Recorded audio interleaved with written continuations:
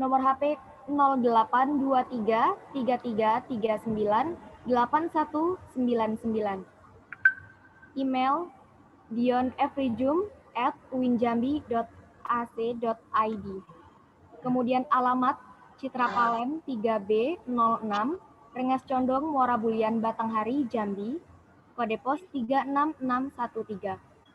Kemudian beliau ini menempuh pendidikan di SD Negeri 237 Strip 2, Rimba Bujang Tebo, kemudian SMP Negeri 1 Rimba Bujang Tebo, kemudian ke SMA Negeri 1 Rimba Bujang Tebo, kemudian melanjutkan S1 Pendidikan Bahasa Inggris FKIP Unja 2003 sampai dengan 2008 dengan predikat cum laude. Kemudian S2 Educational Administration and Leadership Michigan State University USA 2012 sampai dengan 2014 cum laude dengan beasiswa USAID. Kemudian beliau menempuh S3 Educational Administration Leadership Michigan State University USA 2012 sampai dengan 2014 dengan predikat cum laude, kemudian dengan beasiswa Graduate Assistant MSU. Beliau berpengalaman kerja di SD Islam Al-Azhar pada tahun 2008, kemudian Menara Informatika 2008 sampai dengan 2009, kemudian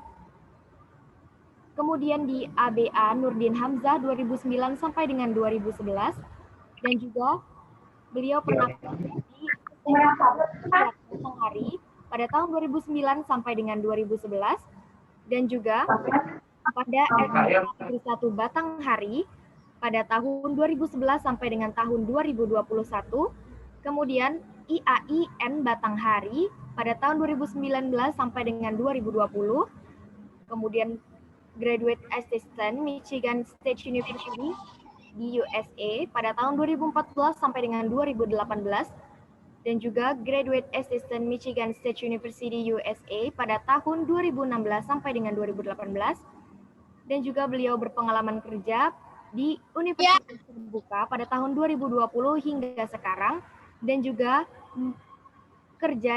beliau bekerja di UIN Sultan Toha Saifuddin Jambi pada November tahun 2020 hingga sekarang.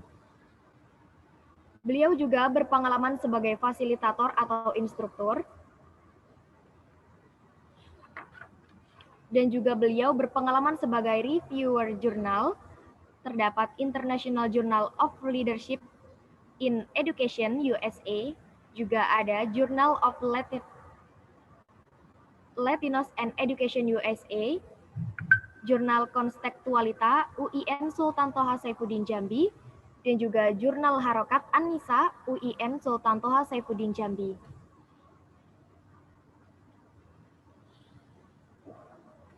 Adapun prestasi yang telah diraih oleh beliau, juara 1 Returning Excellence Resident Assistant Michigan State University pada tahun 2018, juga juara 2 Paper Contest Muktamar IMSA MISG pada tahun 2017, kemudian beliau meraih penghargaan sebagai mahasiswa berprestasi tingkat nasional pada tahun 2006, kemudian beliau juga meraih juara 1 Lomba Karya Tulis Mahasiswa pada tahun 2004 sampai dengan 2006, dan juga beliau meraih juara 1 Lomba Menulis Puisi tingkat Provinsi Jambi pada tahun 2004. Adapun mata kuliah yang diambil oleh beliau yaitu S1 Tadris Bahasa Inggris. Jangan dibaca semua, Mbak, nggak habis waktunya nanti. Baik, Pak. S2 Manajemen Pendidikan Islam dan juga S1 PGSD Universitas Terbuka.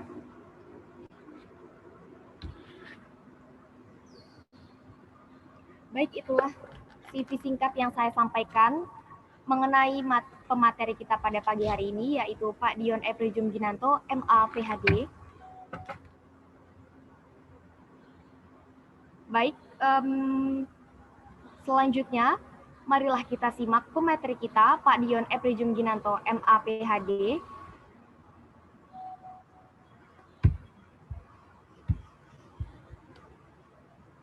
Baik, Pak Dion.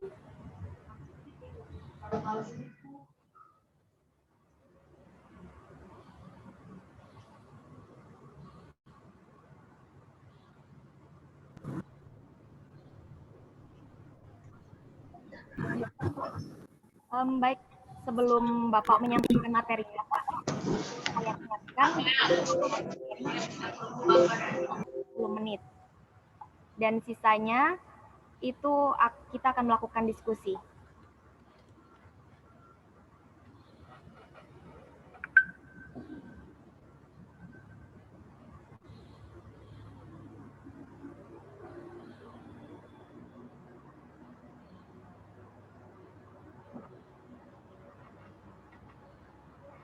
Mbak Ayu tadi berapa menit ya? Saya menyampaikan tadi sempat terputus suara Mbak Ayu. Ya, Pak. Saya presentasinya berapa menit? 40 menit, Pak. 40. Oke. Baik, bismillahirrahmanirrahim. Assalamualaikum warahmatullahi wabarakatuh. Waalaikumsalam warahmatullahi wabarakatuh. Selamat pagi dan salam sejahtera untuk kita semua, Bapak dan Ibu guru beserta mahasiswa panitia sekalian yang saya hormati. Alhamdulillahirabbil alamin. Allahumma shalli ala Muhammad wa ala ali sayyidina Muhammad. Silakan Bapak Ibu yang mic-nya masih hidup segera dimatikan ya supaya tidak tumburan suara kita. Yang saya hormati Ketua Panitia, seterusnya juga Ketua Himpunan Mahasiswa Prodi Biologi, beberapa juga panitia yang hadir pada kesempatan pagi hari ini. Terima kasih atas waktu yang diberikan kepada saya, walaupun acaranya tadi sebenarnya sudah bisa dimulai sejak pukul 9 ya, tapi tidak tahu kenapa harus dimulai jam 9.30. Baik Bapak Ibu sekalian, selamat datang di kegiatan ini. Saya beri temanya adalah workshop kepenulisan. Di sini ada beberapa guru ya, guru pendamping yang mengikuti kegiatan Olimpiade. Saya berdoa mudah-mudahan Bapak Ibu guru besok anak muridnya, pelajarnya bisa memenangkan perlombaan Olimpiade. Amin ya Bapak Ibu sekalian. Bapak Ibu, sebagaimana sudah disampaikan tadi oleh moderator, ini adalah profil saya. Saya dulu sama dengan Bapak Ibu sekalian. Saya adalah seorang guru SMA, pegawai negeri di SMA 1 Batanghari. Kemudian ada namanya program Misbar atau mutasi, dan akhirnya saya menjadi dosen di UIN Sultan Toha Saifuddin Jambi.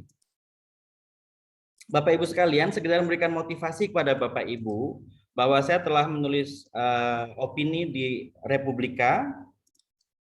Ini juga opini di Republika, koran nasional ya Bapak Ibu. Kemudian ini juga koran Republika. Tahun berapa ini? 2016 saya menulis. Kemudian saya juga sudah beberapa kali menulis kolom opini di Kompas. Ini baru tahun 2020. Saya juga di bulan 8 kemarin juga menerbitkan tulisan di Kompas, Bapak Ibu sekalian. Selain itu saya juga sudah menerbitkan buku yang berjudul Jadi Pendidik Kreatif dan Inspiratif. Ini banyak sekali guru dan calon guru. Silahkan kalau misalnya tertarik bisa dibeli di Shopee, Tokopedia, atau di toko online lainnya, atau bisa dibaca secara gratis jika Bapak Ibu sekalian mempunyai aplikasi yang bernama iPusnas, Perpustakaan Nasional.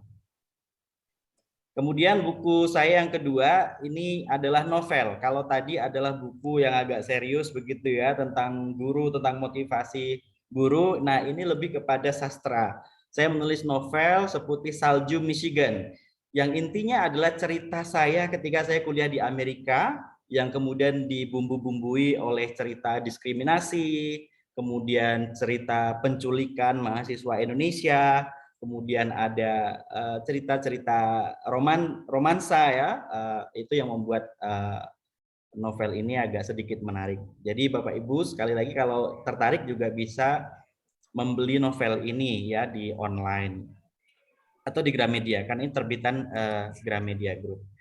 Ini foto saya bersama Kang Abik saat itu waktu beliau berkunjung di Amerika dan memberikan endorse tulisan novel saya, dan di novel saya ada endorse dari beliau.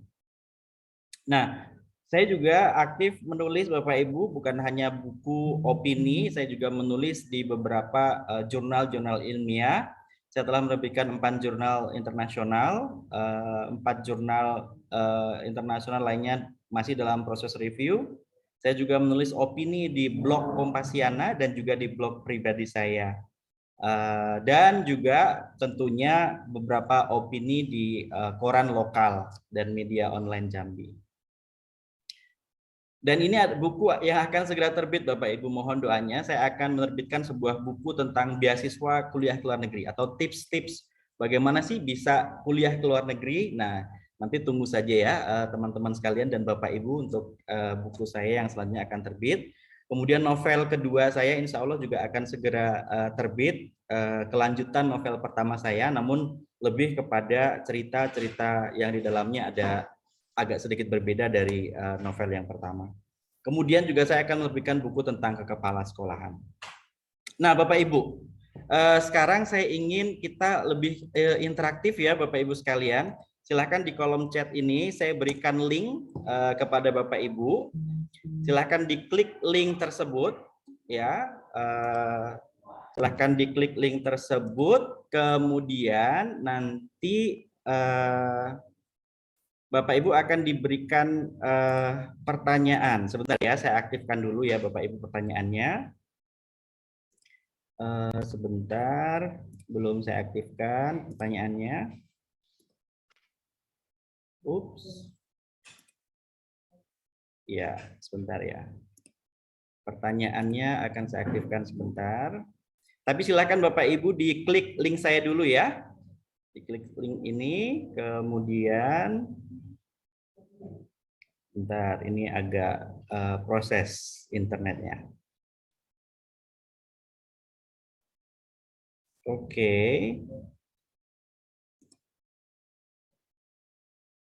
Lihat, oke. Baru terbuka.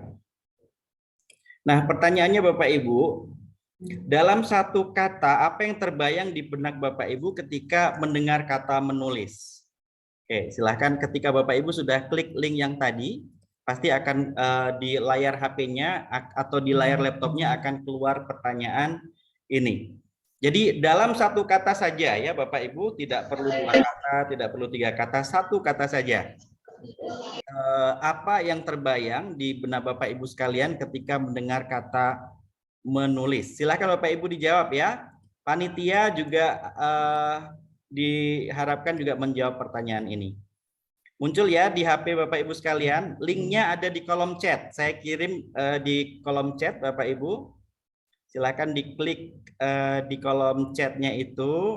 Nah, nanti akan keluar pertanyaan ini di HP Bapak Ibu sekalian. Oke, sudah ada yang menjawab inspirasi. Oke, ketika ada mendengar kata menulis, maka teman-teman terbayang di benaknya adalah inspirasi. Oke, yang lain tidak bisa diklik, harusnya bisa Bapak Ibu. Oh iya ya, harus disalin terlebih dahulu kah? Oh iya, ya silakan disalin terlebih dahulu ya. Disalin terlebih dahulu, kemudian ke browser ya. Ya, atau ini nih saya kirim ulang nih.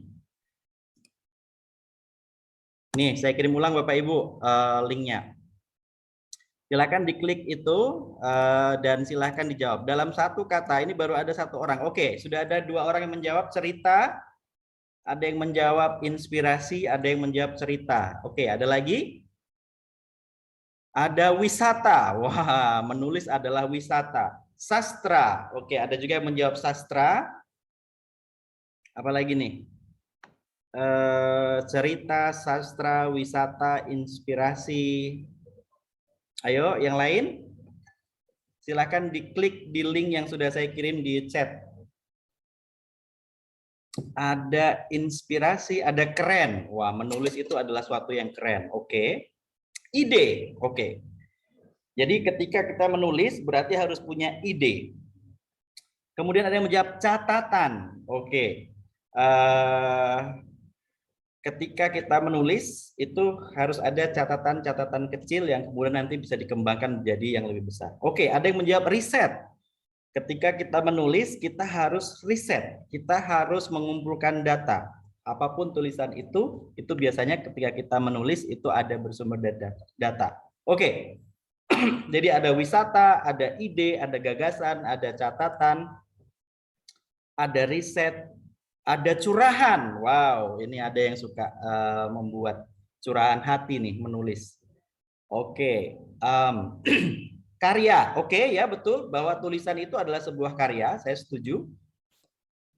Apalagi nih, gagasan, betul, karena kalau kita tidak punya gagasan, kita tidak akan bisa menulis. Oke. Wah, kelihatannya semua jawabannya berbeda ya antara satu sama yang lain. Tidak ada jawaban yang sama. Jadi karena ketika ada jawaban yang sama, pasti tulisan ini akan membesar dengan sendirinya. Tapi ini dari teman-teman yang hadir pada kesempatan pagi hari ini, baik guru maupun mahasiswa, semuanya mempunyai jawaban yang berbeda ketika mereka ditanya tentang menulis. Jadi ada keren, ada riset, ada catatan, ada cerita, ada karya, ada ide, ada wisata, ada seni, ada curahan, ada curhat, ada hati, ada banyak ya, terampil, ya menalar, ya kita harus bisa menalar, ruang dan lain sebagainya. Oke, saya ingin bertanya sedikit nih kepada yang ada nggak yang mau cerita siapa yang menulis jawabannya dan kenapa menjawab itu? Ada nggak yang mau cerita? Dari Bapak Ibu Guru, ada nggak yang bersedia mau share jawabannya apa dan kenapa menjawab itu? Ada? Mana nih suara dari SMA 7 barangkali ada yang ingin menjawab? SMA 7 Kota Jambi ada Ke bawah. Ada yang ingin share jawaban? Aja. Pak Ahmad Madoni, apakah ingin menjawab atau bagaimana ini Pak Ahmad Madoni? Oke, ternyata Pak Ahmad Madoni bukan ingin menjawab, tetapi terklik suaranya. Oke, kalau begitu karena Bapak dan Ibu gurunya tidak berpartisipasi nih. Mana nih suara mahasiswa? Di kolom chat ada, maaf Bapak boleh saya menjawab lewat tulisan? Oke, oh SMA 7 ya dari Bu Rati. Ya boleh, boleh. Silakan Bu, boleh dijawab pakai tulisan juga boleh. Kenapa menjawab itu dan apa alasannya? Sambil menunggu jawaban Bu Rati, apakah mahasiswa ada, karena mahasiswa ini kan calon guru ya, dan ya silakan Bu Rati, jawabannya apa dan kenapa ini? Jawabannya. Silakan mahasiswa atau dari panitia ingin berbagi jawabannya. Kenapa menjawab itu dan alasannya apa? Ayo, mana nih suara mahasiswa nih?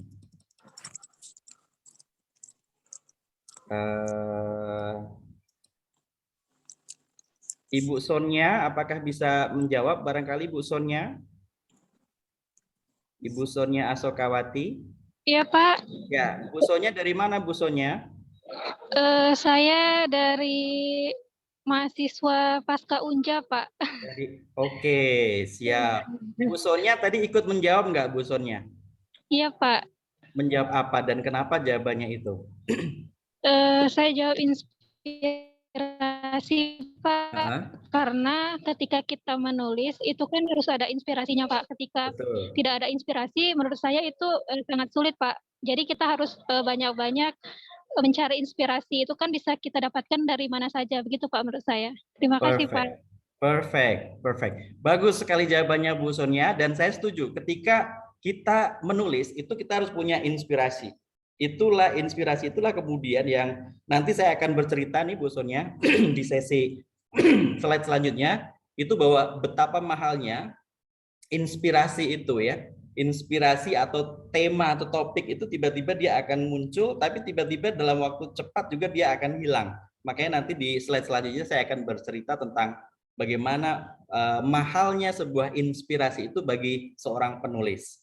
Oke, terima kasih Bapak Ibu sekalian, Ibu Sonia yang sudah mewakili dari peserta sekalian dengan jawabannya.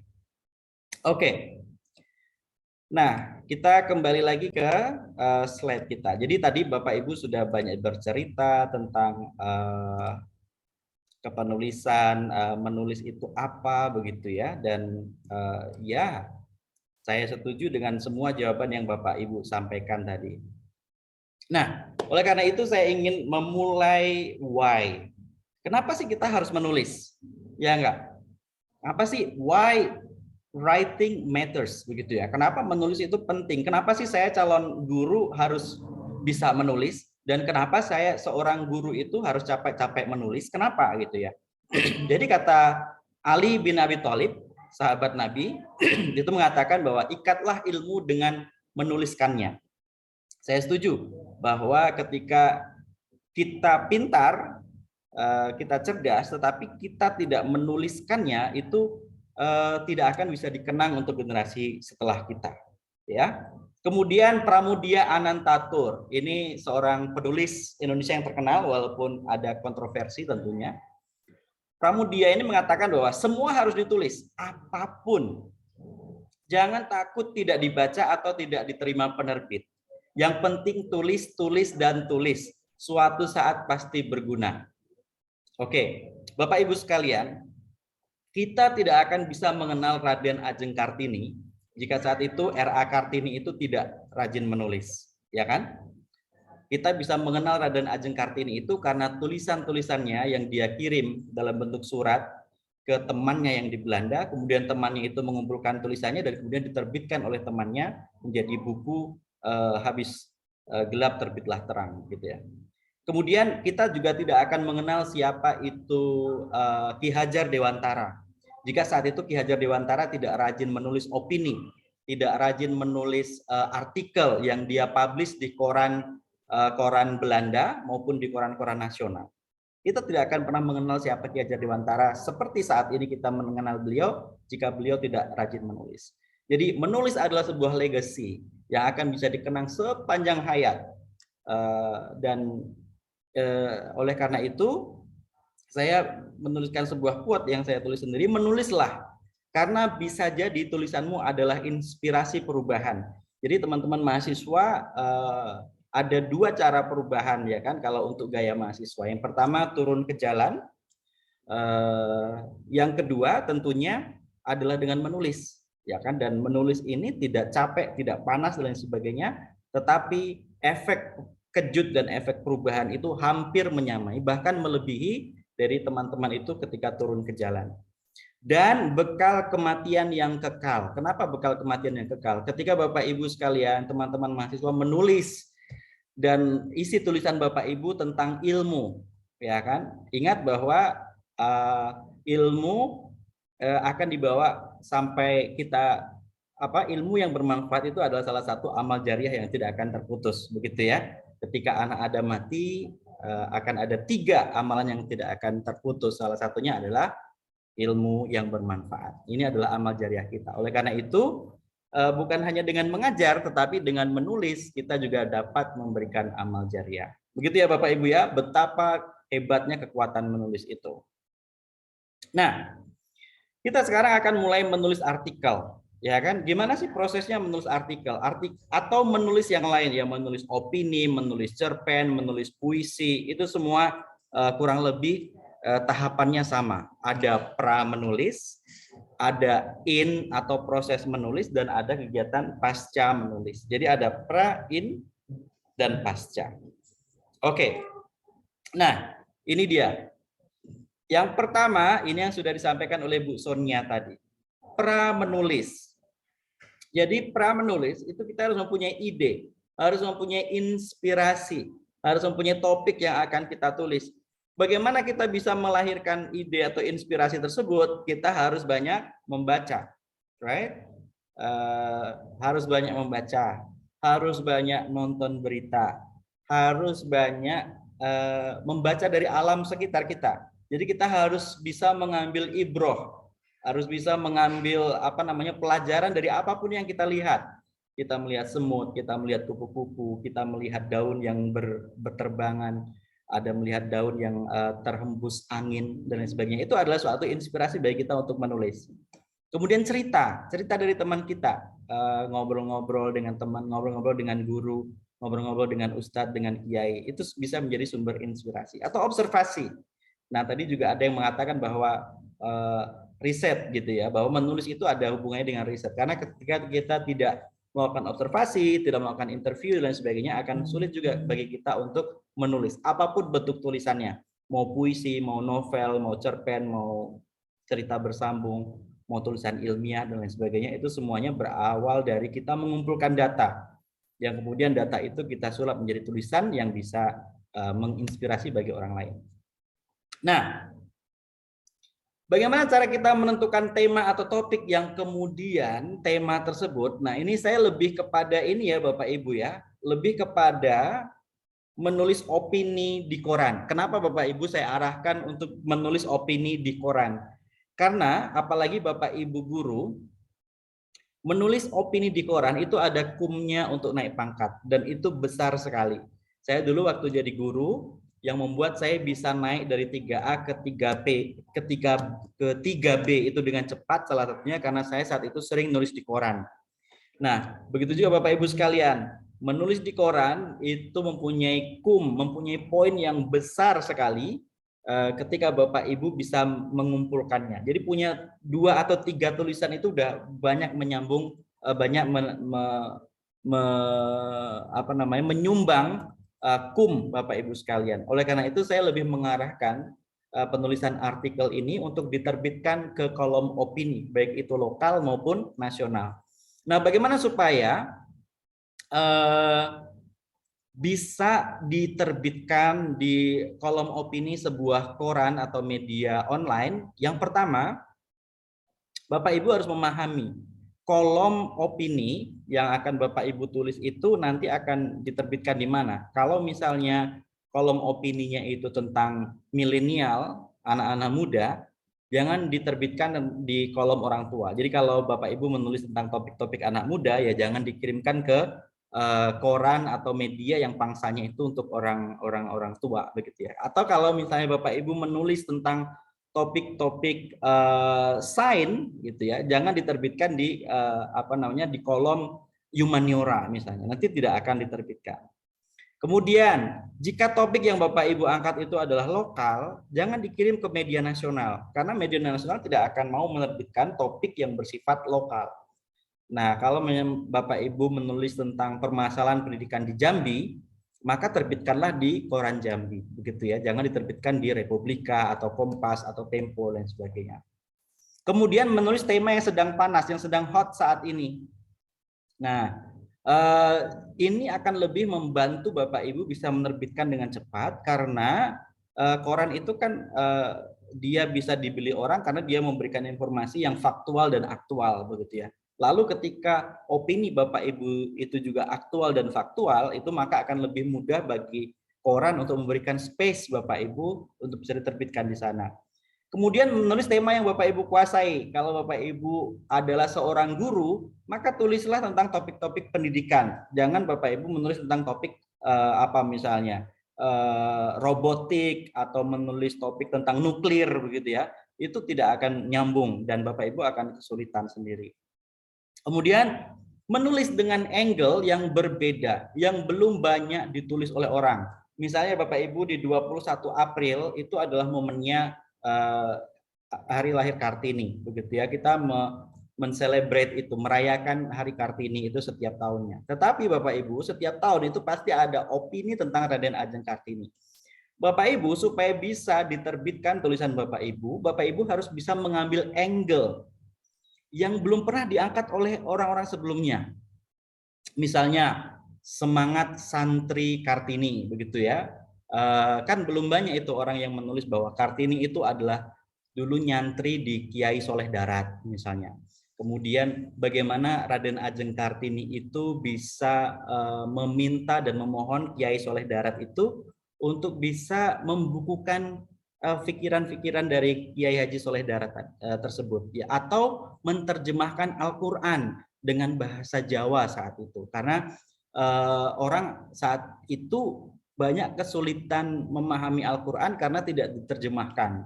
Nah, saat itu Raden Ajeng Kartini yang ngaji dengan Kiai Soleh Darat itu meminta kepada Kiai Soleh Darat untuk berkenan menerjemahkan Al-Quran dalam bahasa Jawa saat itu. Nah, itu kan belum pernah diangkat. Kalau Bapak Ibu menulis opini R.A. Kartini tentang yang angle-angle yang belum pernah banyak orang angkat, maka itu lebih mudah untuk diterbitkan.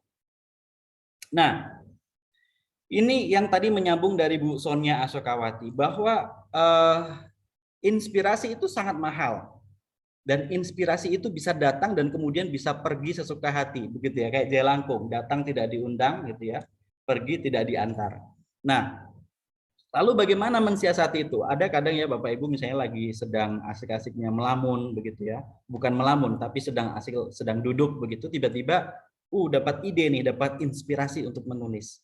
Nah, Bapak Ibu, ketika ide Bapak Ibu yang datang dengan tiba-tiba itu tidak segera ditangkap, tidak segera ditulis, tidak segera direkam, itu akan hilang. Dan saya sering sekali mengalami ini. Oleh karena itu, apapun yang ada di sekitar saya, kalau saya punya HP, langsung saya rekam. Jadi saya ngomong sendiri, kemudian saya rekam. Jadi ide yang baru saja muncul tadi. Atau kalau Bapak Ibu ada pensil atau pena, langsung cepat ditulis supaya inspirasi atau ide yang datang tadi itu direkam atau tersimpan, sehingga Bapak Ibu ketika nanti sudah ada waktu yang lenggang bisa dikembangkan lagi. Lalu setelah Bapak Ibu menemukan topik, sudah mempunyai tema, tentu adalah membuat kerangka tulisan. Kenapa kerangka tulisan itu penting? Karena dengan membuat kerangka, ide awal tidak akan hilang, satu. Kemudian yang kedua, Bapak Ibu kan biasanya menulis sebuah artikel, menulis sebuah esai itu tidak bisa dalam sekali duduk, ya kan? Mungkin sehari ini menulis 5 paragraf, kemudian besoknya disambung menjadi 6 paragraf. Nah, ketika Bapak Ibu membuat kerangka, maka kerangka ini juga dapat membantu jika Bapak Ibu menulis secara maraton tadi, ya. Jadi supaya idenya tadi tidak hilang dan tetap nyambung, mengalir dengan baik, gitu ya, dari awal sampai akhir. Nah, bagaimana dengan kerangka sebuah koran atau sebuah media? Itu biasanya dimulai dengan judul ya, tapi judul ini ada yang membuatnya di awal, ada yang membuatnya di akhir. Kalau saya selalu membuat judulnya ini di akhir, jadi setelah semua selesai baru saya buat judul. Kemudian lead ini adalah opening yang nantinya bisa membuka mata si pembaca. Jadi kadang ada ya Bu ya, kita membaca suatu artikel itu baru baca paragraf pertamanya ya udah nggak enak dibaca begitu kan. Nah, jadi kalau Bapak Ibu bisa menghipnotis pembaca dari paragraf pertama, maka insya Allah paragraf seterusnya itu akan berhasil. Makanya kunci yang pertama itu adalah lead dari pembuka, paragraf pembuka yang pertama. Baru nanti dia disambung dengan body, yang ini adalah inti dari yang Bapak Ibu ingin tulis, dan penutup itu biasanya diisi dengan rekomendasi atau kesimpulan. Lalu in atau proses menulis. Tadi kita sebelum menulis sudah selesai, lalu kita in proses menulisnya. Bapak Ibu, supaya terjadwal dengan baik, alangkah baiknya jika Bapak Ibu itu membuat schedule, membuat jadwal. Jadi membuat jadwal menulis itu sangat penting. Nah, salah satu yang saya praktekkan adalah saya membuat jadwal di Google Calendar yang ada di HP saya. Jadi di situ nanti misalnya hari Selasa jam berapa gitu, saya harus duduk dan harus menulis. Atau hari Jumat saya harus duduk dan harus menulis. Ini jadwal menulis ini sangat penting karena bisa menjadi pengingat Bapak Ibu. Siapa tahu Bapak Ibu lupa bahwa hari itu harus menulis, punya kewajiban untuk menulis. Dan ini penting Bapak Ibu karena kalau diri kita tidak mewajibkan diri kita sendiri untuk menulis, maka akan tidak disiplin.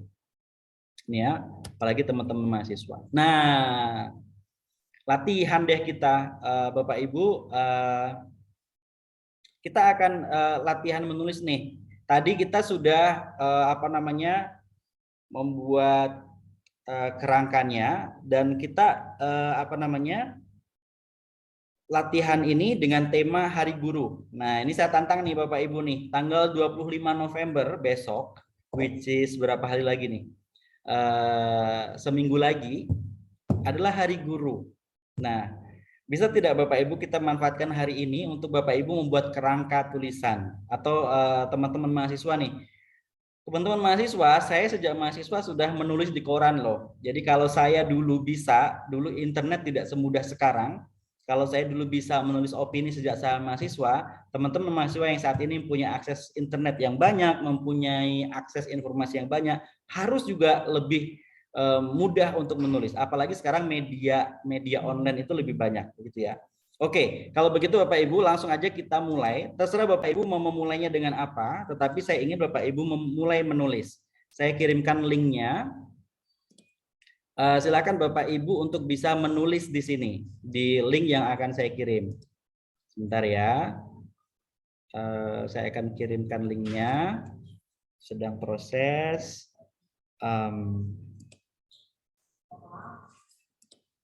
Siapapun bisa menjadi editor. Oke, dan saya akan copy link.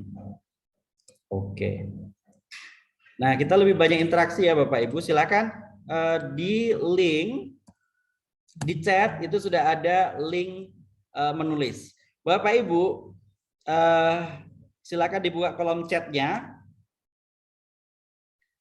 Ketika misalnya topiknya adalah Hari Guru, apa yang Bapak Ibu akan tulis? Oke, sekarang saya ingin Bapak Ibu menulis aja kerangka karangan aja dulu.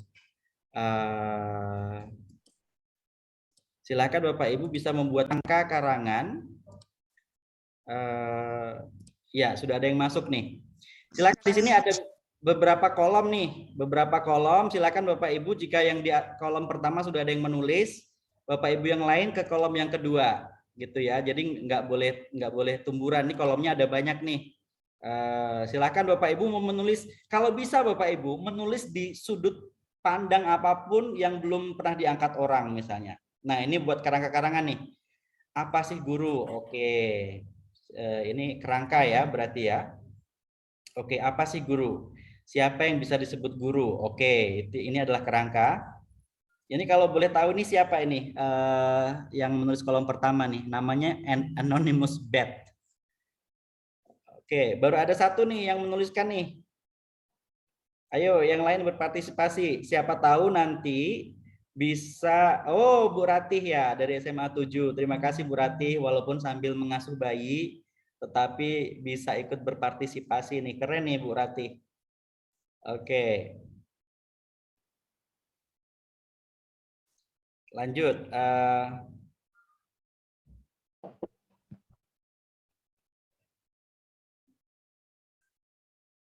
Nah, ini yang nomor 2 ini siapa nih? Nomor 2 ada Anonymous Sinsilia. Siapa ya Anonymous Sinsilia itu ya? Kalau boleh share, siapa namanya? Kalau tadi kolom pertama itu Bu Rati. Anonymous ya, enggak ini. Nah, nomor 3 ini sudah mulai ada yang menulis. Ayo semuanya berpartisipasi. Bu Rati, kerangkanya baru 2 nih Bu Rati. Baru ada apa sih guru, siapa sih yang bisa disebut guru. Kemudian kalau bisa Bu Rati cari angle yang belum pernah diangkat oleh orang lain. Misalnya nih, misal. Siapa sih pahlawan kita yang tukang mengangkat senjata itu, yang dia backgroundnya guru, misalnya. Tuh. Bapak Ibu tahu nggak bahwa Jenderal Sudirman itu dulu adalah seorang guru, seorang kepala sekolah bahkan. Nah, itu belum banyak yang mengangkat Bapak Ibu, bahwa Jenderal Sudirman, jenderal besar yang bintang 5 punya di Indonesia ini, beliau dulu adalah seorang kepala sekolah, beliau adalah seorang guru. Nah, ketika Bapak Ibu berhasil mengangkat itu, ya kan, apalagi masih suasana November ini adalah pahlawan begitu ya. Bisa mengawinkan antara guru dengan kepahlawanan itu keren begitu ya. Atau Bapak Ibu bisa mengangkat sebuah kisah misalnya. Kisah seorang pedalaman ya. Juga akan kali ini kalau bisa dilakukan. Ayo Bu Ratih baru 2 nih kerangkanya. Bu Sonia belum ini ya, belum menulis kerangka ya?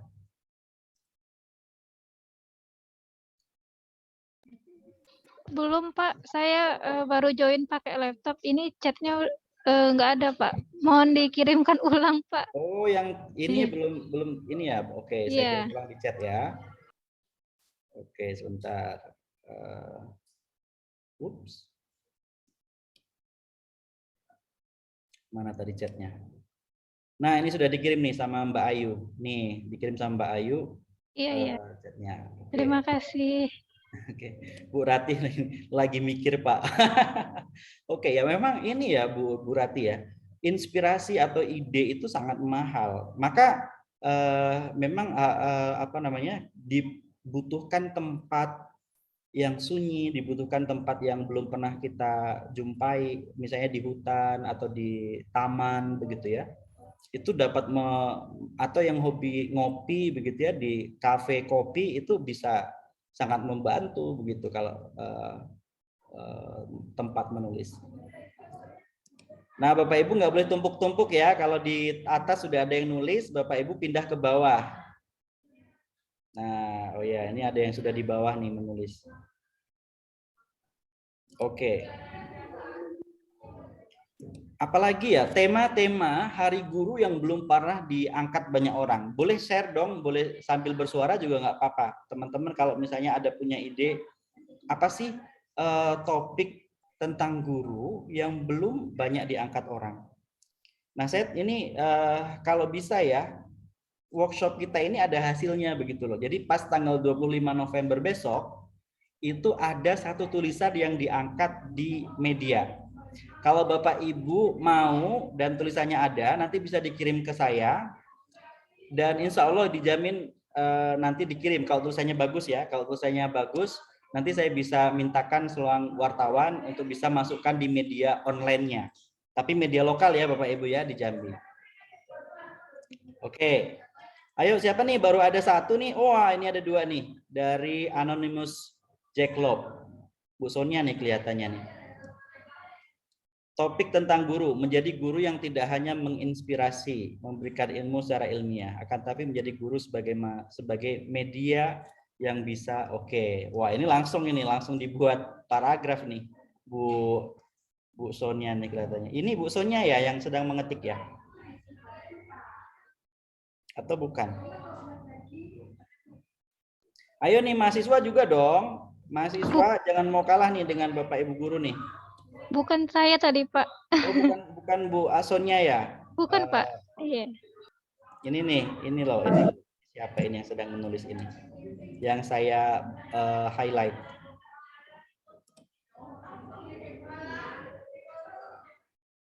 Oke, jangan kalah ya sama Bu Rati. Bu Rati ini sambil mengasuh baby loh. Teman-teman mahasiswa tentu mempunyai ide-ide yang lebih fresh. Oke, saya tunggu 1 menit lagi nih, 1 menit lagi untuk teman-teman bisa membuat kerangka minimal ya, kerangka tulisan tentang Hari Guru. Tanggal 25 November besok, teman-teman mau menulis tentang apa? Bapak, maaf saya. Ya, Bu Ayu. Saya izin mengingatkan bahwa. Oh iya, 40 menit ya? Baru 10 menit, Bu Ayu. Bapak, maaf saya izin mengingatkan bahwa waktunya tinggal 3 menit lagi. Oh my God, are you sure? 3 menit ya? Oke, karena Bu Ayu sudah mengingatkan, jadi ini untuk PR ya, untuk PR teman-teman bisa dilanjutkan nanti pribadi secara di rumah. Namun saya harapkan nanti di tanggal 25 November besok itu sudah ada teman-teman yang punya topik untuk bisa dikirimkan di media massa. Nah, lanjut ya Bapak Ibu ya. Ini sudah diingatkan nih sama Mbak Ayu nih. Oke, kita lanjut nih. ini yang saya bilang tadi, tempat menulis itu harus enak, yang harus membuat inspirasi kita terbuka. Di mana? Salah satunya di kedai kopi misalnya nih. Kalau di tempat kuliah saya dulu di Amerika, kedai kopi itu selalu ramai, dan orang yang ke kedai kopi itu biasanya dia bawa laptop. Jadi dia sambil ngetik, sambil mengerjakan tugas, sambil apapun, tapi dia itu banyak. Kedai kopi itu selalu ramai kalau di Amerika. Kalau kita lebih kepada orang ngobrol ya, ngobrol di kedai kopi, tapi tidak mengetik. Di perpustakaan, nah kita juga banyak ya, ada perpustakaan daerah, ada perpustakaan kabupaten, ada perpustakaan provinsi, perpustakaan kampus, bahkan di desa-desa sudah ada perpustakaan. Alam terbuka, ini saya juga sering ya, menulis di alam terbuka, di taman atau di rumah. Kalau di rumah itu tentu harus disulap ya kamarnya supaya representatif begitu untuk bisa menulis. Nah, ini dia Bapak Ibu. Bapak Ibu menulis itu, apalagi Bapak Ibu menulisnya di kolom opini di Kompas, itu dapat honor Bapak Ibu. Di Kompas, kolom opini satu artikel itu Bapak Ibu dibayar 1 juta rupiah. Ya, itu kalau di Kompas. Kalau di Jawa Pos itu 750.000 untuk satu opini. Kemudian kalau di Tempo itu 600.000. Nah, kemudian kalau di Republika itu 400.000. Tapi di Republika ini udah naik. 400.000 ini versi lama ini. Republika ini sudah 600 sampai 700.000 untuk satu opini. Nah, untuk orang lokal seperti Jambi Express itu saat saya mahasiswa itu 50.000 honornya. Saat saya mahasiswa ya, berarti sekitar tahun 2003, 2004, 2005, 2006. Nggak tahu sekarang, kemungkinan pasti sudah naik ya, nggak mungkin satu artikel dinilai 50.000. Nah, jadi koran-koran yang ini itu Bapak Ibu malah dikasih honor, tapi bukan yang media online ya. Kalau media online nggak dikasih honor. Tapi kalau koran-koran yang tadi Jambi Express, Jambi Independent, Republika, kemudian Kompas, Tempo itu mendapat honor, media Indonesia itu dapat honor. Nah, ini Bapak Ibu proses selanjutnya sudah buat kerangka, lalu kita buat draft. Jadi draftnya itu pasti kotor ya. Jadi harus terus dipoles, dipoles, dan dipoles. Nah, setelah itu, setelah Bapak Ibu draftnya sudah jadi, Bapak Ibu harus bisa mencari teman yang mau memberikan kritik dan saran. Jadi sampaikanlah ini kepada teman-teman yang teman Bapak Ibu yang mau memberikan kritik, tapi kritik yang membangun ya, bukan menjatuhkan. Jadi coret-coret mana yang salah ketik dan sebagainya itu perlu. Editing. Jadi kalau misalnya Bapak Ibu nggak punya teman, malu mau kasih teman ini. Selesai ketika sudah selesai, udah biarin aja. Minimal 2 jam, nggak usah dibaca lagi. Selesain aja, ditaruh aja di meja atau di mana. Lalu minimal 2 jam atau keesokan harinya Bapak Ibu baca keras gitu ya. Dibaca lebih keras, sangat dibaca keras. Kemudian ketika Bapak Ibu membaca tulisan Bapak Ibu sendiri dengan keras, itu pasti akan ketemu deh mana yang salah ketik, mana yang enggak coherence, mana yang enggak kohesi, itu pasti akan ketemu dan lalu sempurnakan, edit gitu ya. Nah, lalu Bapak Ibu, bagaimana jika Bapak Ibu ingin menerbitkan koran nasional dan kemudian ditolak nih? Nah, ada opsinya. Jambi Express masih ada, Jambi Independent masih ada, Jambi Link masih ada, Suara Nesia masih ada, Metro Jambi masih ada. Jadi media lokal itu adalah tempat untuk menerbitkan, kalau media nasional kita nggak diterima. Lalu bisa media yang kita buat sendiri. Bapak Ibu pasti sudah pernah dengar ya, Kompasiana, ada Blogspot, ada WordPress, ada Wattpad dan sebagainya. Jadi ini salah satu yang bisa, sebentar ya Bapak Ibu. Jadi ada namanya Kompasiana. Jadi Kompasiana ini adalah yang dimiliki Kompas, tetapi dia bersifat blog ya. Jadi Bapak Ibu bisa memposting tulisan Bapak Ibu itu sendiri di sini ya, Kompasiana. Kemudian blog, Bapak Ibu bisa bermain di Blogspot untuk menerbitkan tulisan Bapak Ibu di blog Bapak Ibu sendiri atau di WordPress ya. Dan Bapak Ibu ini yang paling penting, Bapak Ibu ini di Blogspot saya itu kita menulis di blog kita itu bisa dapat uang, bukan hanya YouTuber ya, tetapi di blog itu bisa dapat uang nih. 439.000 dari tulisan-tulisan yang saya ini. Ketika ada orang yang nonton iklan di blog kita dapat duit gitu ya. So Bapak Ibu, selamat menulis. Ketika Bapak Ibu ada pertanyaan lain lagi, nanti yang malu nanti ditanyakan di sini. Bapak Ibu bisa ditanyakan di IG saya Dion Ginanto, Twitter saya Dion_Ginanto, Facebook saya Dion Ginanto. Ini sebagai motivasi Bapak Ibu sekalian, karena saya rajin menulis ketika saya mahasiswa dan ketika saya guru, saya bisa mendapatkan beasiswa ke luar negeri. Jadi salah satu penyebab saya bisa mendapatkan beasiswa USAID S2 itu adalah karena saat itu saya sudah menerbitkan buku dan saya banyak menulis opini di media lokal saat itu. Ini foto-foto saya ketika musim gugur di sana. Rambut saya panjang Bapak Ibu karena biaya potong rambut di sana mahal. Dan ini kampus saya ketika musim panas, cantik sekali. Tuh rambut saya gondrong saat itu. Nah ini suasana di kelas, bisa dilihat Bapak Ibu yang paling hitam itu saya ya. Selain itu di kelas saya orang kulit putih semua. Nah ini juga saya berada di sini, paling hitam sendiri, nggak apa-apa. Dan saya punya prinsip bahwa study hard, play hard. Jadi walaupun belajar harus rajin, harus keras, tapi juga jalan-jalan juga harus rajin. Begitu ya Bapak Ibu. Terima kasih Mbak Ayu. Kelihatannya pas nih 40 menit. Dan mudah-mudahan nanti kita bisa berdialog, berdiskusi tentang kepenulisan. Dan saya akhiri, wallahul muwaffiq ila aqwamit thoriq. Wassalamualaikum warahmatullahi wabarakatuh. Waalaikumsalam warahmatullahi wabarakatuh. Wah, menarik sekali ya Pak, karena menulis bisa kemana-mana. Baik, untuk selanjutnya, ini kepada seluruh peserta dipersilakan, bagi yang ingin bertanya, silakan raise hand.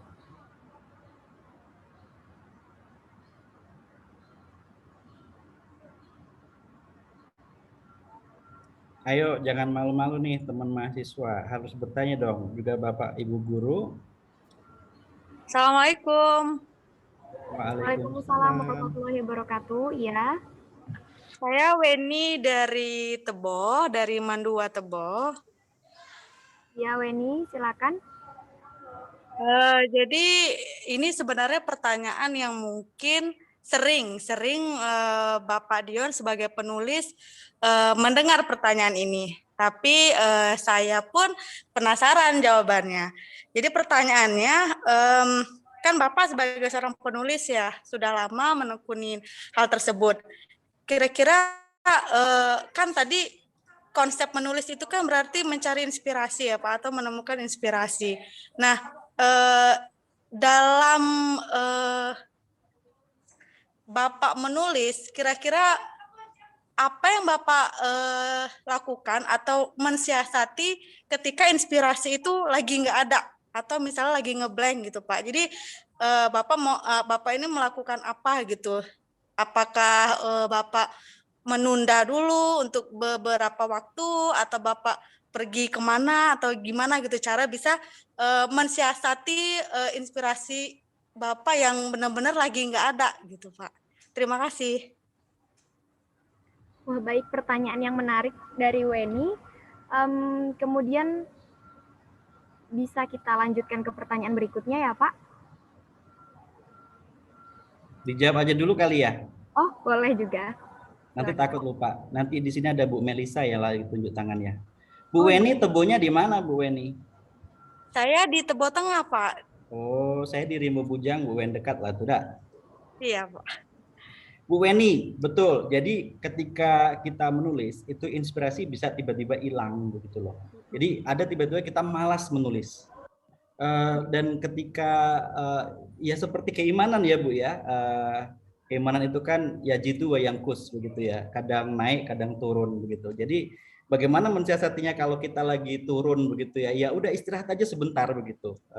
Seperti halnya kalau kita lagi malas sholat duha misalnya, ya udahlah kita istirahat aja dulu sebentar gitu. Tapi nggak boleh malas sholat 5 waktu ya, maksudnya sholat sunat begitu ya.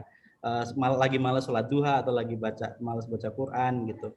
ya udah istirahat aja dulu sebentar, tapi sebentar begitu ya. Nah, bagaimana supaya istirahat yang sebentar itu bisa produktif? Bu Weni bisa istirahatnya itu bisa rekreasi begitu ya. Karena tadi yang sudah saya sampaikan di presentasi di awal, inspirasi itu bisa datang ketika tiba-tiba kita berada di pantai, ketika kita lagi ada di tengah hutan, ketika kita lagi ada di di tempat-tempat sunyi yang kita mendengar suara burung, kita mendengar suara hembusan angin yang menerpa pepohonan, yang menerpa bambu dan lain sebagainya, itu bisa timbul inspirasi. Lalu kita juga yang hobi menonton, nonton aja gitu, nonton film, kemudian nonton film apapun, Korea, dokumenter gitu ya, nonton film barat, atau baca novel begitu ya, yang kira-kira ketika kita membaca itu, wah, bisa kemudian bangkit lagi inspirasinya begitu. Jadi ya udah istirahat aja dulu, tapi jangan kelamaan Bu istirahatnya. Nanti kalau kelamaan seperti halnya sholat tadi, kalau misalnya kita udah sholat duha, kemudian lama sholat duha lagi, udah males lagi gitu sholat duhanya gitu kan, dan lain sebagainya. Jadi begitu yang saya lakukan Bu Weni, istirahat aja dulu tapi sebentar, dan istirahatnya itu bisa supaya produktif, bisa ke tempat-tempat yang menarik begitu ya, ke tempat wisata, ke tempat mall, atau nonton, atau pokoknya apa sih yang membuat pikiran kita tuh nggak capek begitu ya. Begitu Bu Weni, terima kasih ya. Semoga sama-sama Pak, terima kasih. Oh iya, benar sekali. Ketika kita menulis memang butuh mood booster ya Pak ya. Iya, betul. Kemudian kita lanjut ke pertanyaan di kolom chat ya Pak. Bu Melisa duluan kelihatannya tadi dari chat. Boleh, silakan Melisa Widyaningsih. Baik, terima kasih moderator. Izin bertanya Pak, sebenarnya ini nih gimana ya bilangnya tuh, mau bertanya sekaligus minta saran Pak. Kan saya tuh hobi nulis Pak, cuman tulisan saya tuh kayak ngerasa pas baca tuh kok nggak berbobot gitu nah Pak, cuman ngikutin kalau moodnya nulis ini gitu. Jadi di memo HP itu penuh sama mood saya Pak. Wow. Nah, kemudian saya pernah mencoba ikut ajang perlombaan gitu Pak di IG. Cuman nggak ada kabar menang atau kalahnya gitu Pak. Nah, jadi tuh saya tuh kayak setengah ngedown gitu nah Pak. Gimana sih Pak cara buat kita tuh mengetahui apakah tulisan kita tuh benar-benar berbobot sama enggak gitu Pak. Terima kasih. Kalau boleh tahu tulisannya dalam bentuk apa Bu? Dalam bentuk diare, atau dalam bentuk cerpen, atau dalam bentuk apa nih alirannya? Kalau saya tuh suka cerpen bikin Pak. Cuman yang ikut lomba kemarin tuh karangan bebas gitu nah Pak. Oke. Bu Melisa udah pakai Wattpad belum? Belum Pak. Nah, Bu Melisa ini dosen apa guru apa mahasiswa? Masih mahasiswa semester 5 Tatris Biologi, Pak. Oke. Mel, coba deh Melisa pergi ke HP-nya, kemudian klik Wattpad ini. Kelihatan ya? Belum Pak, masih muter. Kelihatan nggak? Kelihatan Pak. Ya. Itu silakan download di di aplikasi Play Store. Wattpad. Jadi Wattpad itu, apalagi Melisa hobi nulis cerpen tadi ya.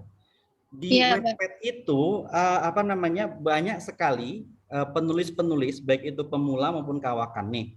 Jadi ini Wattpad. Ini Wattpad saya. Saya menulis nih. Judulnya Sumur Tuas Mandalas. Ini cerpen saya. Ini dia, sebentar. Kelihatan ya? Tuh. Kelihatan Pak. Jadi saya menulis sudah 5 bagian. Dan ini banyak sekali yang membaca loh, Dan tulisan saya ini kemudian diminta sama YouTuber, seperti sandiwara radio gitu, seperti direkam di YouTube, kemudian ditampilkan di YouTube begitu, dan dia lebih keren. Dan banyak teman-teman saya, murid saya di SMA 1, ketika dia kelas 3 SMA itu punya. Kemudian saya baca nih novelnya, dan bagus, tulisan dia masih SMA itu bagus. Kemudian saya suruh dia untuk ikut lomba cerpen dulu, tes air nih. Dia suka nulis di Wattpad, jadi saya juga kenal dia juga salah satunya di Wattpad. Dan ikut lomba tersebut dia menang, dapat juara 2. Nah, tiba-tiba saya kaget kemarin dia kasih kabar bahwa tulisan dia dipublis, novelnya itu, yang novel yang kemarin saya baca itu dipublis, terbit gitu loh. Ini orangnya nih, si Astri Juwita nih, AJS Astri Juwita. Jadi dia nulis novel dan udah diterbitin. Bayangkan loh, siswa SMA, kemudian dia udah punya novel sendiri. Sekarang dia baru masuk di Universitas Jambi. Melisa kalau anak SMA, dia di Batanghari, tinggalnya di pelosok di Batin 24. Itu listriknya kadang mati kadang hidup. Dia bisa menulis novel, apalagi Melisa ya, yang sudah punya modal di HP-nya penuh banyak tulisan. Saran saya masukin aja dulu di Wattpad Mbak Melisa, atau tulis aja di blog ini, atau kalau enggak Kompasiana. Kompasiana itu juga ada cerpennya nih, Kompasiana. Jadi kalau Mbak Melisa itu buka Kompasiana, itu ada kategori nih, humaniora, olahraga, politik, teknologi, fiksiana, cerpen tuh. Nanti Mbak Melisa terbitkannya di sini. Ini gratis, tidak dipungut biaya, dan dibaca oleh orang se-Indonesia Raya. Ini, tuh, nih cerpen yang diinikan oleh siapa ini? Henry, cerpen yang dibuat oleh Said Jamianto. Jadi orang se-Indonesia bisa baca tulisan Melisa, dan nanti Melisa sudah buat akun Kompasiana, terus share deh di Facebook atau di Instagram atau di WA, ya kan? Nanti dibaca sama orang. Terus akhirnya terus deh. Itu ya, Mbak Melisa ya. Saya kembalikan ke. Baik Pak, terima kasih atas penjelasannya. Baik, terima kasih Melisa dan juga Pak Dion sudah menjawab pertanyaan dari Melisa. Kemudian kita beralih ke pertanyaan dari Panitia 1, yaitu bagaimana strategi yang biasa Bapak lakukan untuk meningkatkan tulisan agar dari paragraf awal itu bisa memikat pembaca ya Pak? Oke. Jadi ini kelihatannya konteksnya menulis opini deh. Menulis opini di koran itu saya sarankan teman-teman untuk membaca tulisannya Dahlan Iskan. Jadi sebentar ya, saya share dulu. Jadi Dahlan Iskan itu ketika dia menulis opini, sebentar ya, Dahlan Iskan opini. Kita baca tulisannya si Dahlan Iskan. This way, ini dia. Ini semuanya kumpulan opini si Pak Dahlan Iskan. Tuh. Jadi bagaimana sih Pak Dahlan Iskan ini memulai membuka lead paragraf pertama itu supaya bisa banyak dibaca orang? Dia bisa mengajukan pertanyaan. Kemudian atau ini coba kita baca salah satu ya, ini ya, krisis chip. Tuh banyak sekali ini iklannya Pak Dahlan Iskan. Oke. Jadi dia mulai dengan, jadi bahasanya jangan terlalu formal. Coba nih tulisannya si Dahlan Iskan. Ini tebakan saya. Kalaupun meleset, itulah harapan saya. Mereka berdua membicarakan krisis chip. Ternyata tidak. Presiden Joe Biden memang bertemu Presiden Xi Jinping. kemarin pagi waktu Beijing atau kemarin malam waktu Washington DC. Nah, jadi dia dimulai dengan cerita aja sederhana atau mulai dengan paragraf prediksi dia. Kemudian dia bertanya, kemudian lalu dijawab sendiri. Ini kan semacam pertanyaan ya. Tebakan tapi juga pertanyaan. Lalu kemudian dia jawab sendiri. Atau tulisan yang lain dari Dahlan Iskan. Karena saya suka baca tulisan si Dahlan Iskan ini ya. Coba ini John and John misalnya. Jadi dia mulai paragraf pertamanya itu dengan inilah cerita yang sama sekali tidak ada gunanya bagi Anda, yakni tentang polisi hebat yang sampai pun meninggal tahun lalu tidak berhasil mengejar buronannya. Jadi dia mulai dengan cerita sederhana tentang si John and John tadi. Inilah cerita yang sama sekali tidak ada gunanya bagi Anda, yakni tentang polisi hebat yang sampai pun meninggal dunia tahun lalu tidak berhasil mengejar buronannya. Jadi bahasa yang dipakai oleh Dahlan Iskan itu bahasa yang sederhana, yang tidak complicated. Nah, yang membuat kita itu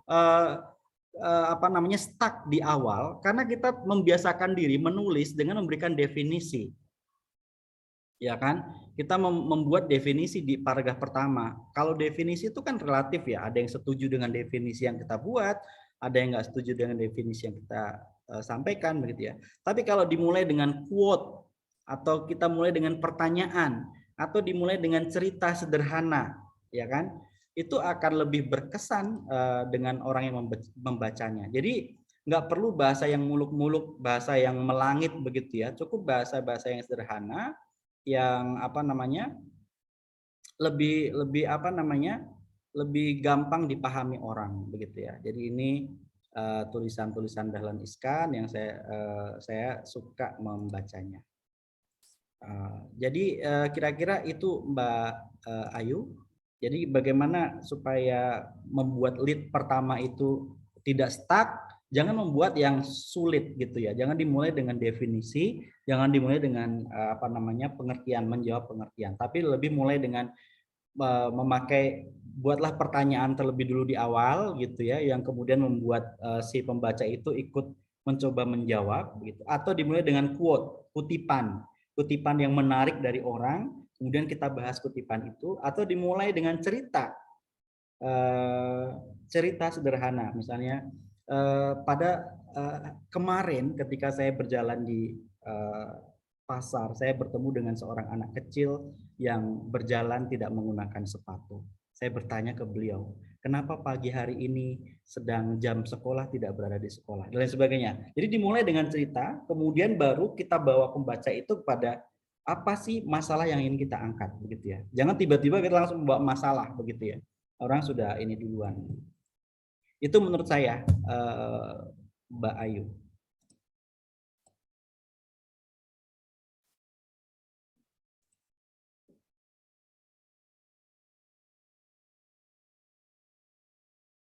Bu Ayu, silakan.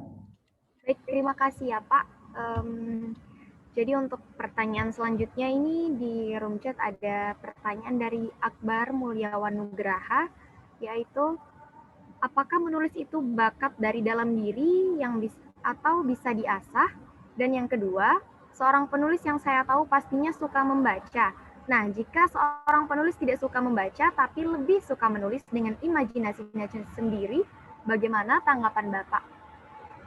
Silakan Pak. Terima kasih Akbar. Bar, kita kelihatannya sefrekuensi. Saya nggak hobi membaca loh, Bar, percaya nggak? Saya biasanya kalau saya membaca, kemudian saya bosen gitu loh. Kelihatannya Akbar dengan saya satu frekuensi deh. Saya suka beli buku, tapi nggak suka membaca sampai selesai. Jadi buku itu semacam koleksi aja bagi saya. Jadi saya beli buku, saya baca di awalnya begitu ya, kemudian saya baca di akhirnya, habis itu udah. Jadi jarang sekali saya beli buku kemudian saya baca dari awal sampai akhir selesai gitu, jarang. Kecuali novel ya, kecuali tulisan-tulisan yang enak dibaca gitu, yang sederhana begitu. Kemudian gimana mensiasati kalau kita nggak hobi membaca? Itu tadi Akbar sudah menjawab sendiri, pakai imajinasi. Terus imajinasi ini bisa datang dari mana? Imajinasi itu bisa datang Pokoknya kita tuh harus berawal dari collecting data, ya kan? Mengoleksi data sebagai inspirasi tulisan kita itu salah satunya dengan membaca. Tetapi ada cara lain lagi selain membaca. Dengan cara apa? Mengoleksi data dengan cara menginterview orang. Jadi kita ngobrol dengan orang, kita buat status di Facebook atau buat status di Instagram misalnya, halo teman-teman, saya lagi mau buat survei kecil-kecilan nih. Gimana sih pendapat kawan-kawan tentang guru begitu ya.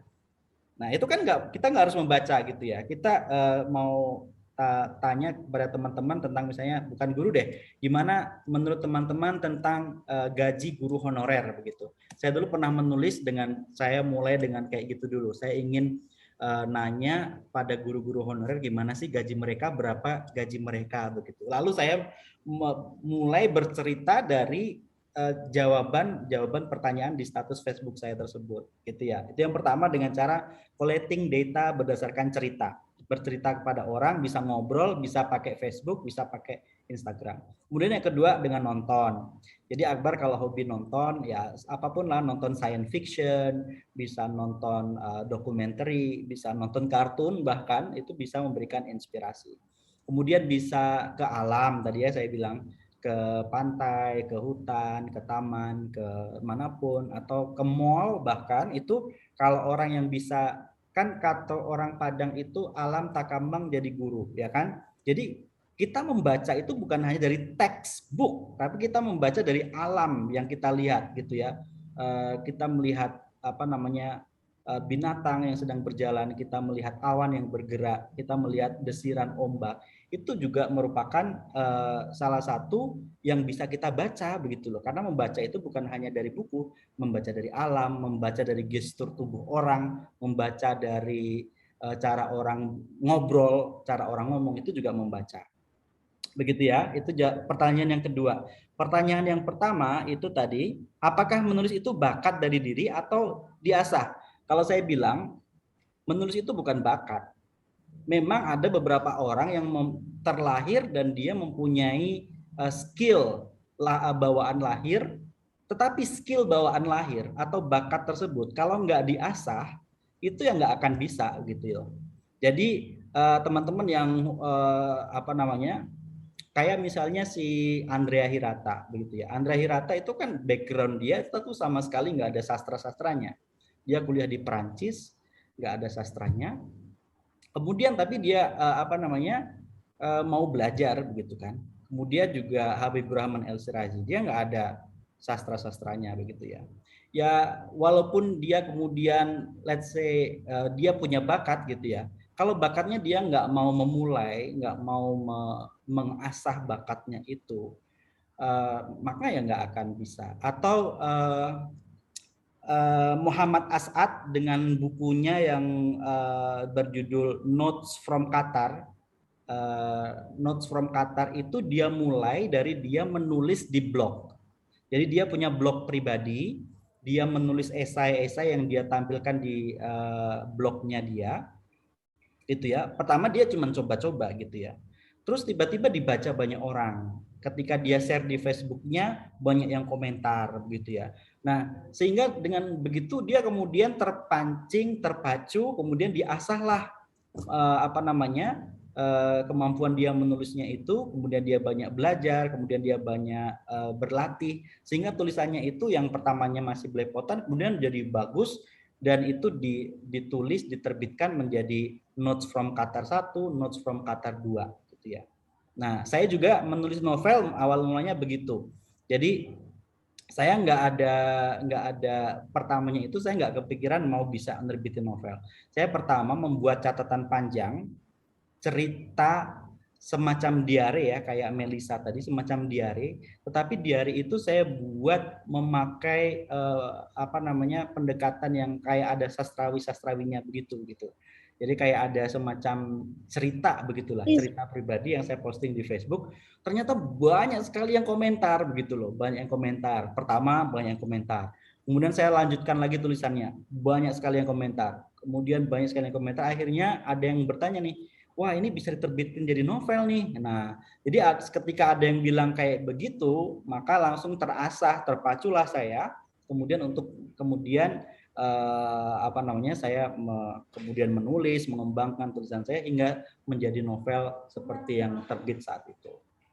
Jadi gitu Mas Akbar. Jadi bisa dikatakan dua sih jawabannya. Memang betul ada orang yang terlahir dia mempunyai skill menulis, tetapi skill menulis itu pun kalau nggak dia asah, nggak dia pertajam, maka nggak akan bisa menjadi penulis yang baik. Gitu Mas Akbar, Mbak Ayu, semoga menjawab ya pertanyaannya. Baik, seluruh pertanyaan telah terjawab. Mungkin ada lagi yang mau bertanya, saya beri kesempatan. Mungkin satu pertanyaan lagi. Izin bertanya, Pak. Silakan. Ya, Bu Sonia, silakan Bu. Iya. Terima kasih sebelumnya atas kesempatannya.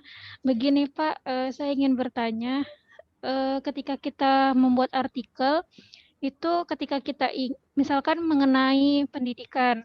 Nah, ketika kita ingin menerbitkan jurnal secara nasional, itu bagaimana Pak? Bisa di-sharing nggak Pak tahap-tahapannya begitu Pak? Misalkan penerbit yang ada di Jambi. Belum mute ya? Iya, enggak. Ya. Silakan Bu Sonia. Enggak, tadi keputus sedikit aja. Iya Pak, ketika kita ingin menerbitkan jurnal secara nasional, itu bagaimana Pak tata caranya? Bisa tolong di-share Pak? Jurnal atau opini nih? Karena beda. Artikel gitu Pak, mengenai pendidikan gitu Pak. Artikel itu berarti semacam bukan jurnal ilmiah loh ya? Iya. Oke. Nah, berarti lebih kepada opini ya Bu Sonia ya? Iya. Iya, oke. Bu Sonia ini jurusan apa sih di magisternya di Pasca? MIPA Pak. Oh, MIPA ya? Oke. Ya, terima kasih Bu Sonia. Jadi saya dulu ketika sebelum bisa menembus ke Republika dan Kompas, saya terlebih dahulu menerbitkannya di koran lokal. Jadi saya menerbitkannya di Jambi Express. Di Jambi Express itu ketika saya sudah cerita tadi ya, ketika masih mahasiswa itu saya sampai bisa membeli printer sendiri dari uang saya menulis opini di Jambi Express. Karena kan di Jambi Express itu saat itu dikasih satu opini itu 50.000 kita dibayar sama Jambi Express. Nah, berarti kalau kita sudah sering nulis di Jambi Express itu kalau kata orang kalau kita sudah berada di level 1 kita harus naikin nih level kita ya kan ke level yang lebih naik lagi gitu. Nah ketika itu saya melihat status teman saya, dia nulis di kolom opini di Republika. Saya tanya dong, gimana sih caranya supaya bisa masuk di Republika? Terus dia jawab, ya udah masukin aja, coba-coba masukin gitu. Boleh minta alamat emailnya, terus dia kasih alamat emailnya. Terus saya coba deh dengan alamat email yang dikasih tadi, email redaksi sih sebenarnya. Terus tiba-tiba diterbitin sama Republika saat itu. Jadi dan temanya itu tentang pendidikan. Nah, bagusnya di Republika itu dia ada kolom tersendiri tentang pendidikan. Jadi kalau misalnya kolom kita tidak masuk di kolom opini secara general, itu biasanya kalau memang tulisan kita bagus akan diterbitkan di kolom khusus pendidikan. Nah, yang tulisan saya tadi itu ada yang masuk di kolom opini, ada yang masuk di kolom pendidikan gitu. Nah, kemudian yang kedua, Bu Sonia, gimana saya bisa nulis di Kompas itu karena juga saya melihat status di Facebook teman saya sesama guru saat itu menulis di Kompas, guru di Batanghari gitu. Saya tanya, Bu, gimana sih caranya kok bisa sampai nulis di Kompas? Terus dia ceritain deh, gini. Terus ternyata di Kompas itu ada satu kolom yang dia kerjasama dengan Tanoto Foundation. Tanoto Foundation itu bergerak di bidang pendidikan. Nah, memang dia kolom khusus pendidikan yang ada di Kompas. Nah, kemudian saya minta emailnya deh, alamat emailnya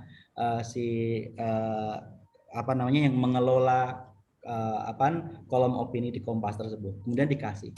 Alhamdulillah, jadi diterima begitu. Jadi biasanya kalau sekali kita diterima, itu ketika kita ngirim lagi, insya Allah itu akan diterima, begitu ya.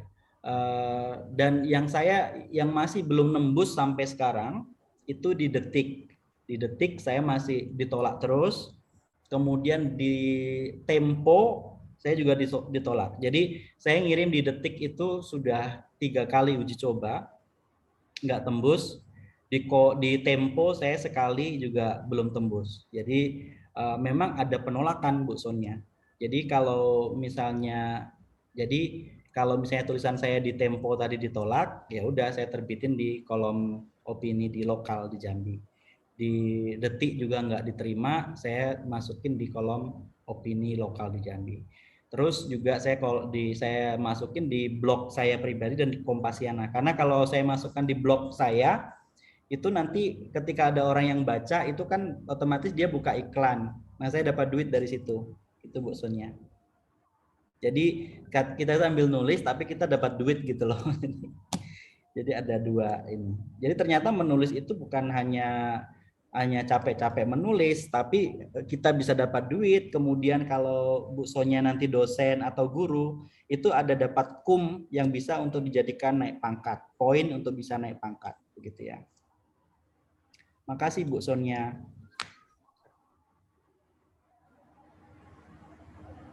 Baik, terima kasih untuk Ibu Sonia dan juga Pak Dion. Baik, sepertinya sudah pukul 10:59. Itu menandakan bahwa pelatihan hari ini akan segera usai. Akan saya berikan kesimpulan untuk pelatihan hari ini ya Pak ya.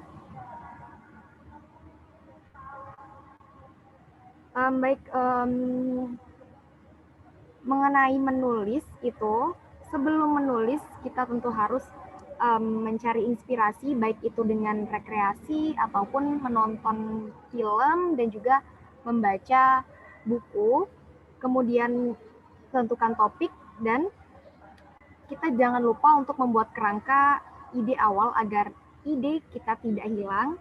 Kemudian jangan lupa untuk membuat schedule menulis sehingga kita tertib dan terus menulis. Kemudian tentukan tempat menulis senyaman mungkin, baik itu di kedai kopi atau kamar, dan juga mungkin di tempat rekreasi seperti di taman hutan kota mungkin.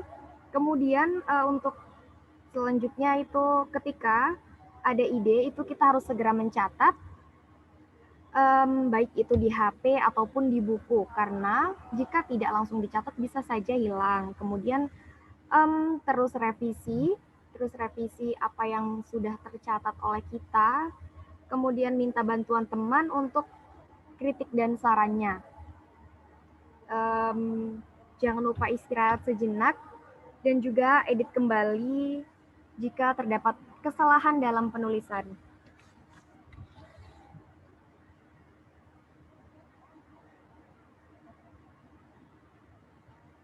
Bagaimana jika kita hobi menulis tapi tulisan kita belum berbobot?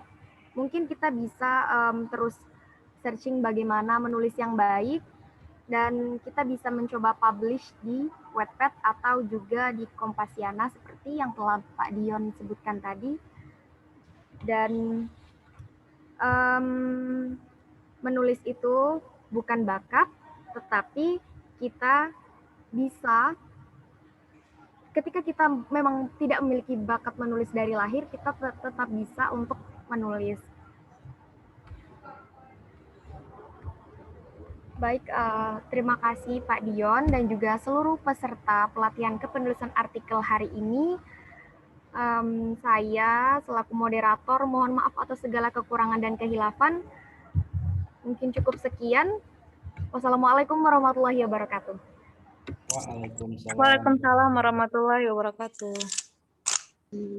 Terima kasih panitia, mohon pamit ya.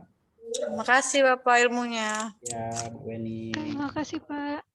Jangan lupa 25 November untuk bisa menulis opini ya Bapak Ibu, teman-teman mahasiswa. Jangan lupa ada artikelnya. Kalau ada artikelnya nanti boleh dikirim ke saya. Nanti bisa saya minta bantukan media lokal di Jambi untuk bisa menerbitkan opini tentang guru ya di tanggal 25 November. Baik, terima kasih Bapak Ibu. Sampai ketemu lagi insya Allah. Bye-bye. Izin ya. Iya, Pak. Thank you so much. Ini kalau saya keluar, ini Zoom-nya mati loh. Gimana nih? Ini panitia lagi nyebar daftar hadir. Oh iya, Pak. Tunggu sebentar ya, Pak. Oke. Baik, kepada seluruh peserta, jangan lupa follow IG Tadris Biologi UIN STS Jambi, dan juga jangan lupa follow IG pemateri kita, yaitu @dion_ginanto. Sudah, Kak. Silakan isi presensi untuk link sertifikat.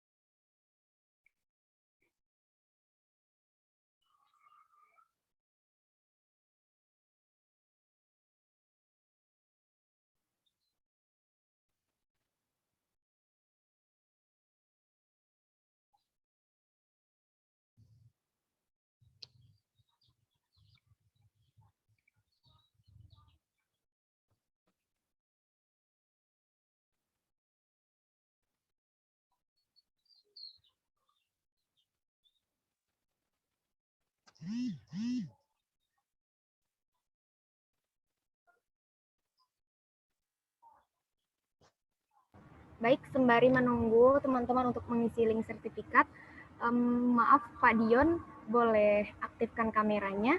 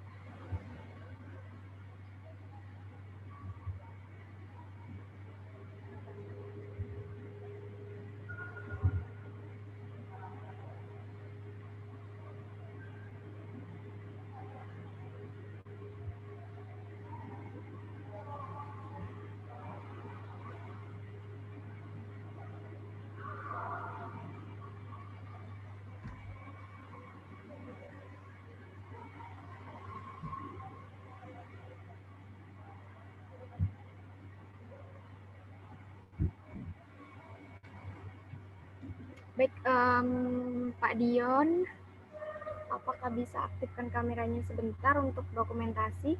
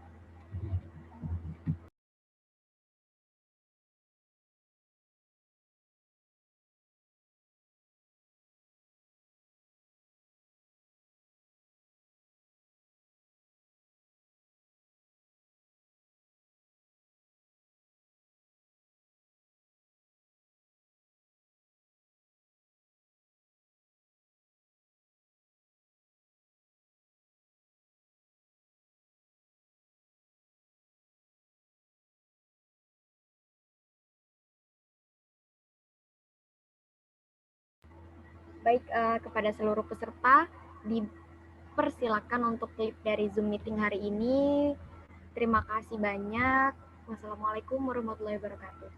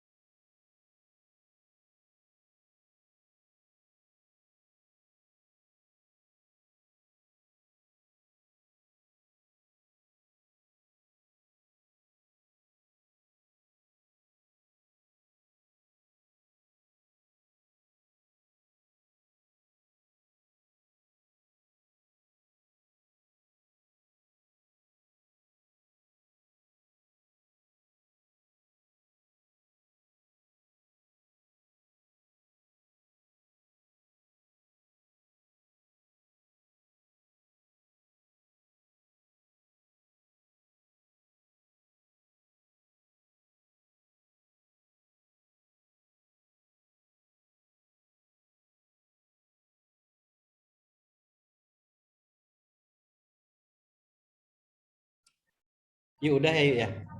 Udah ya? Ya sudah, Pak. Ya, matiin ya. Iya. Oke.